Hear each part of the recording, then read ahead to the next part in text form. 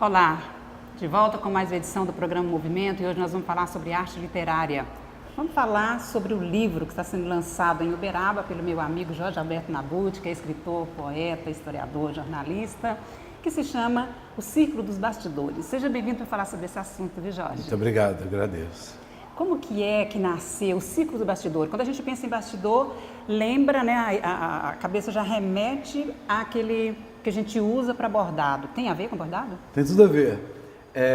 Minha mãe ajudou a alavancar a família bordando, tá? Financeiramente, ajudou muito meu pai e passou a bordar e produziu muito, tá? E ela deixou isso, ela já é falecida, né, há 15 anos, perdão, e deixou um material muito legal. E eu convivi desde criança, da mais tenra infância, com aquele barulho da máquina, com o trabalho dela, sabe, mesmo quando eu estava estudando, olhando gibia, o barulho né, da máquina, com o tempo virou música na cabeça, tá?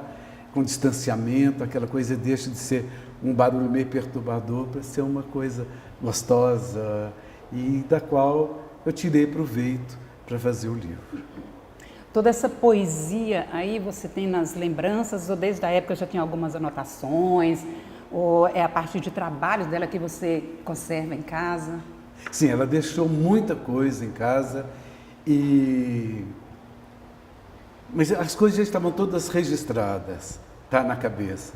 E quando eu comecei a ver, gente, eu tenho um material pronto na mão, tá? Eu não aproveitá-lo é um desperdício, né? Então aí eu comecei a trabalhar nas memórias, tá? Sem querer ser saudosista. Não é saudosismo, não tem preguiça nenhuma, tá? Oh, mamãe, tá? Não tem nada disso, tá? O meu trabalho sempre foi muito de vanguarda, formalmente mais avançado, mais atirado, e eu sou assim, tá?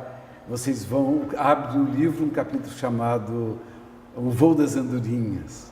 O que ele traz? Que é o Voo das Tesourinhas. Essa é uma surpresa. É o primeiro capítulo, então. O meu livro transita muito. À esquerda do livro são 200 páginas. À esquerda é todo visual. Começa com as máquinas, tá? Que é propriamente a máquina. A máquina eu acho que é o maior patrimônio. A máquina de costura. A máquina de costura que era de bordar dela. Máquina Singer, dos anos 40, tá? Então, à esquerda são todas as ilustrações. Com a máquina, o que é a máquina? A máquina não é só um instrumento de bordar, a máquina é uma herança de um período importantíssimo do Ocidente, que é da Revolução Industrial. Né? A Revolução Industrial nasceu na Inglaterra, era o país mais avançado do século XIX, que começou a produzir máquinas. A máquina a vapor, que é o trem de ferro, o navio a vapor, o caminhão, o carro, e inclusive as máquinas de costurar, entende? Que não existiam nos séculos anteriores, né? Que a tradição era tudo feito à mão, tá? Então o interesse do bordado à máquina não é porque é mais assim ou mais assado em relação ao bordado à mão. O interesse é que ele estava inserido num contexto de evolução do mundo na virada do século XIX para o século XX. Então, daí a máquina. Eu exploro muito essa questão da máquina que encantou os artistas surrealistas e os modernistas do começo do século XX. Tá? A máquina da sua mãe você tem? Eu tenho a máquina e ela vai estar exposta no dia do lançamento. Então, eu também peguei os riscos, tá? E teve uma riscadeira famosa em Uberaba, que é a Dona Alice, morava na Rua do Carmo, e ela fez muito riscado para minha mãe. Então a filha conservou os riscos, então a gente vai utilizar os riscos. Tá? O Frank Prado vai fazer uma performance com as toalhas de bordado Richelieu. O Richelieu era o forte da minha mãe, então vai fazer performance de modelos no evento. Então à esquerda o livro é todo visual, o livro está muito bonito, porque tem imagens muito bonitas, algumas fotografadas pelo Ramon. E a minha mãe, ela aprendeu na escola de bordar. A Singer tinha uma escola de bordar em Uberaba nos anos 40, tá, que era anexa à loja. A escola era baseada num livro publicado nos Estados Unidos e traduzido em 1930 para o português. O livro é deslumbrante, esse também é uma das heranças. E eu uso o livro da Singer também para ilustrar. Então corre à esquerda do livro quase uma centena de ilustrações e à direita fazendo como que um espelho o meu trabalho, tá? Aí eu texto as minhas poesias, aí o que é realmente a minha contribuição pessoal para esse círculo dos bastidores, que deixa de ser, no final das contas, um círculo, um bastidor de tecido, de bordagem, mas para ser o ciclo da vida, tá certo? Então, o ciclo no qual eu estou inserido, do qual eu fiz e faço parte. E o que você pode criar ali dentro desse ciclo? Eu posso ciclo? criar, porque, enfim, é uma vida que está sendo relatado poeticamente no livro, tá? Não é uma coisa pequena, é uma coisa que vai tomando uma outra dimensão. Jorge Alberto, você falou aí que não traz aquela poesia sofrida, piegas, mas você revisitou as suas emoções com sua mãe, ela trabalhando. Como que você teve esse controle na escrita? Tem um verso do Horácio Barbosa, que é famoso, tu que pisavas os astros distraída, que o Manuel Bandeira considera o mais bonito da música brasileira. E o que é no livro? Tu que bordavas os astros distraída. Tá? Então é um diálogo constante e um segurar de emoções. Acho que as emoções a gente já teve muito, não é? E então é lidar com a emoção e a razão. Nessa sua produção aí, do momento, que você tem vários livros aí, né, de contos, crônicas e da história do Triângulo Mineiro, história de Uberaba, mas esse aqui especificamente, você reservou algum espaço dentro do processo para você construir esses poemas, uma hora do dia, uma sala em particular, ou foi assim aleatório? Eu tenho um processo de criação independente de seja obra histórica ou poética. Eu sou muito acordado à noite, sabe? Então, de repente, aquele sonão parece que eu sou despertado pelas ideias que precisam de ser concretizadas, sabe? Elas cansam de estarem voando num espaço perdido e que me despertam, e eu tenho urgência de escrever aquilo que me vem à mente. Então, ainda no escuro, eu já pego um papel, sabe? Às vezes é um jornal que eu estava lendo ao deitar, tá? E começo a escrever nas bordas do jornal, porque não dá tempo de pegar um caderno. Então, eu acordo, sabe? Com toda aquela... Gente, o que é isso? Você faz suas anotações também?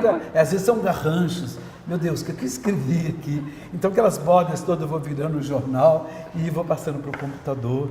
Eu gosto muito de trabalhar no computador também, mas as ideias sempre nascem no papel, tá? E aí o papel que tiver, né? A gente lança a mão, tá? Porque aí eu sou despertado, fico mais ou menos 1 hora acordado, aí depois vem a vontade de dormir, já acordo, está na hora do trabalho, tem que vazar, tem que cair fora. Porque... Você tem uma boa convivência com a tecnologia? Péssima, né? Péssima. Sou péssimo. Lá no jornal, toda hora é um porre. Os meninos têm que ter uma paciência enorme comigo, que eu vivo pedindo socorro. Mas, ao mesmo tempo, eu tenho um prazer, porque eu acho que escrever no computador eu acho muito bom, né? Mas a minha geração tem uma dificuldade. Eu tenho uma dificuldade. E é um desperdício a gente não usar essa tecnologia, que é fantástica. Eu crio as imagens. O livro é todo criado por mim, que eu imagino as coisas voando, as coisas... Quer dizer, então, se eu tivesse o domínio da tecnologia, eu mesmo faria.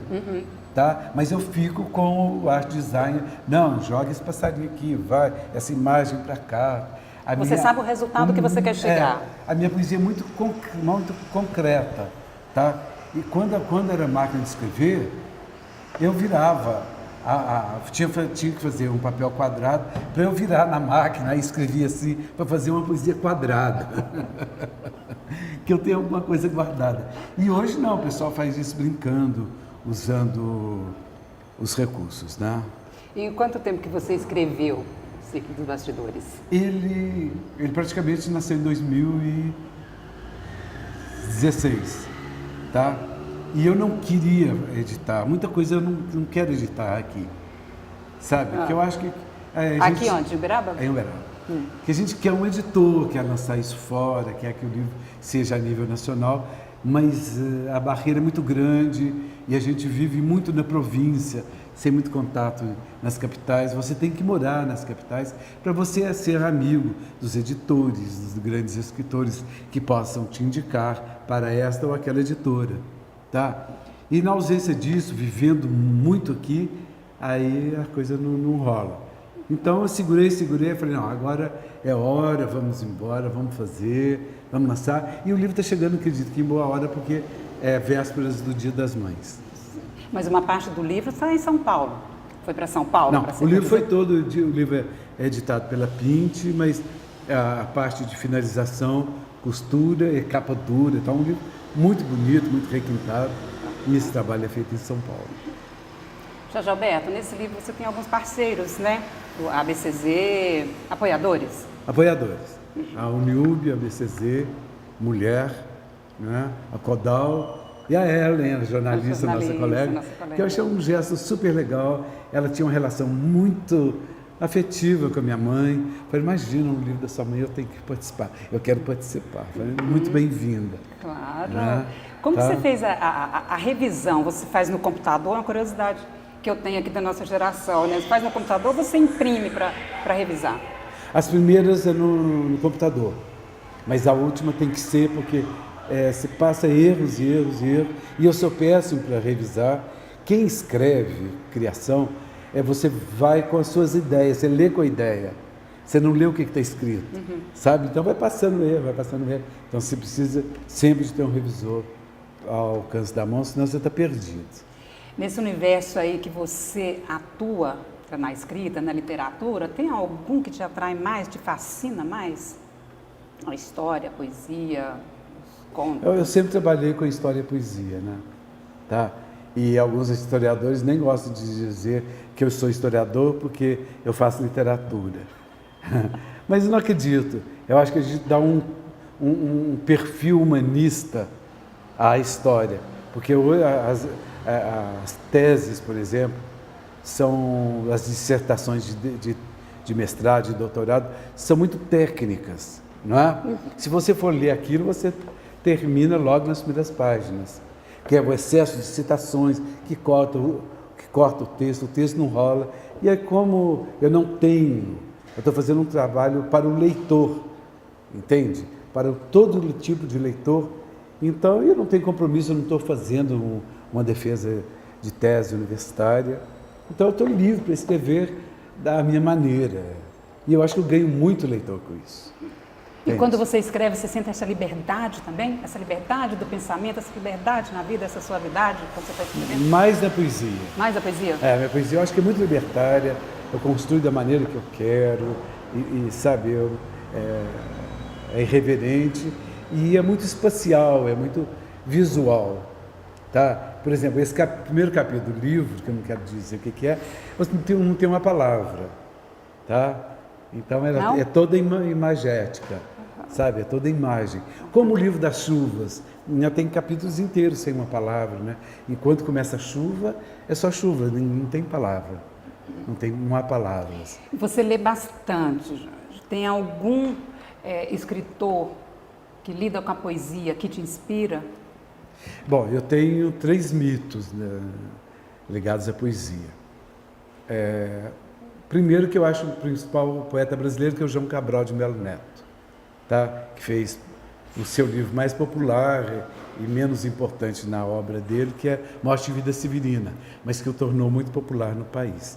Eu acho que o João Cabral é o poeta, sabe?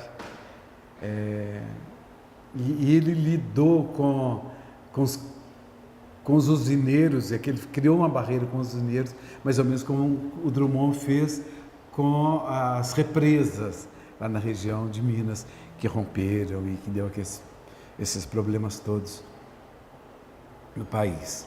E Cabral eu acho um gênio. O outro é um francês que é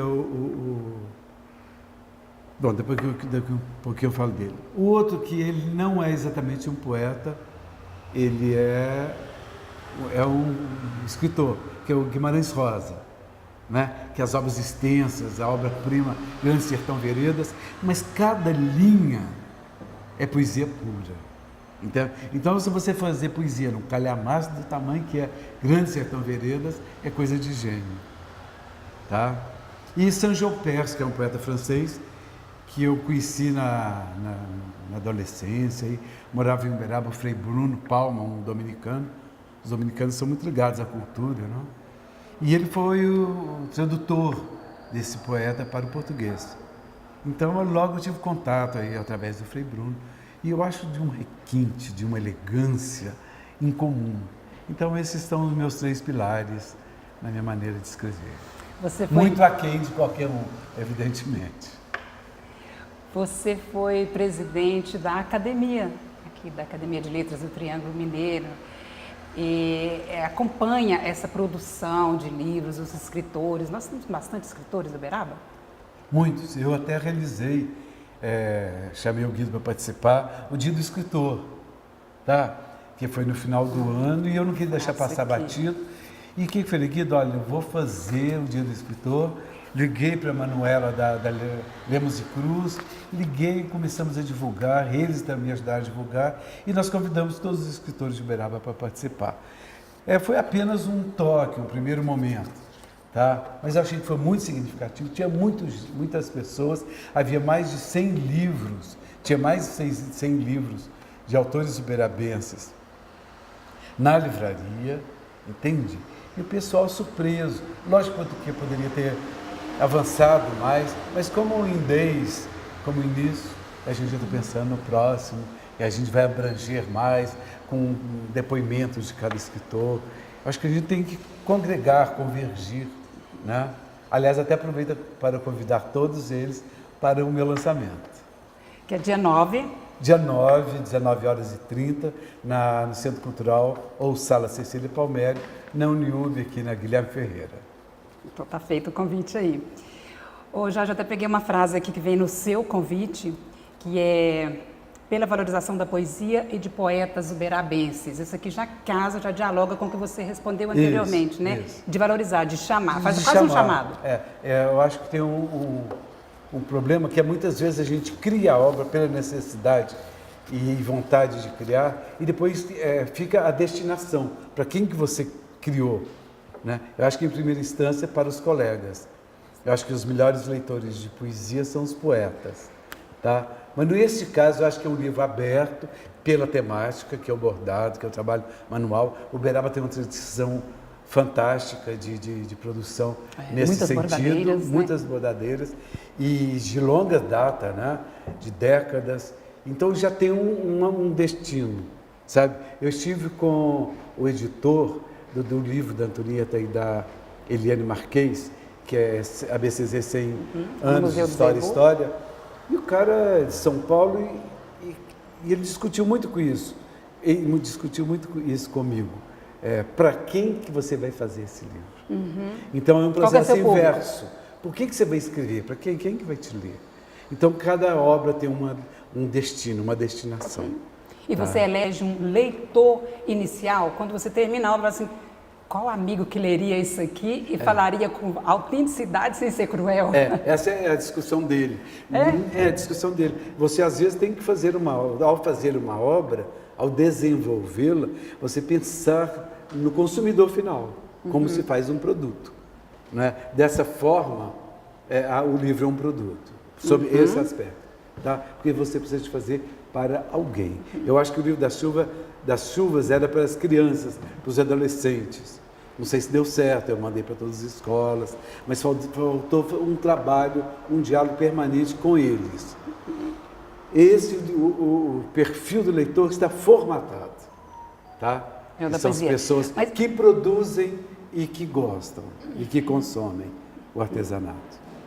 O artesanato, que vem aí a história do bordado, a história das bordadeiras, enfim, né? Que faz as pinceladas sobre isso, né, Jorge? Mas você pensou em alguém assim, o primeiro leitor seu, antes de publicar, antes de editar, você encaminhou para alguém ler, assim, quem seria meu primeiro leitor para me falar se isso aqui, alguém da família? Não. Ou você próprio? Não, eu não tem jeito de desvencilhar de alguns leitores específicos.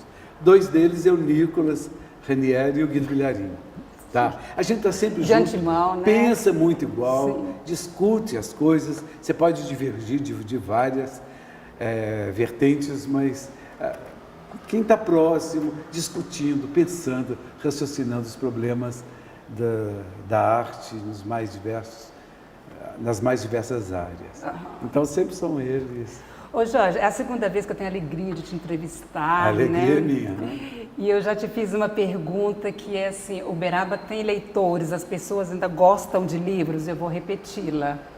Tá. Eu acho que Uberaba tem uma coisa interessantíssima, que é a cidade que mais gostam de ler jornal, entende? Eu acho que as domésticas sempre leram os jornais dos patrões. De certa forma, muita gente gosta de ler livro, tá? Agora não são mais as pessoas que você pensa que gosta, são pessoas que você não conhece, é um novo público que existe na cidade, gente que veio para cá talvez e que faz as livrarias da cidade andarem na contramão, enquanto quantas livrarias estão fechando, as daqui estão acontecendo, estão bombando. Não sei se eles estão usando a linguagem correta, moderna, da maneira de fazer livro, de ter o cafezinho, de ter o diálogo, né, de ter a roda. Mas então há muitos leitores e nós temos que descobrir quem são essas preciosidades.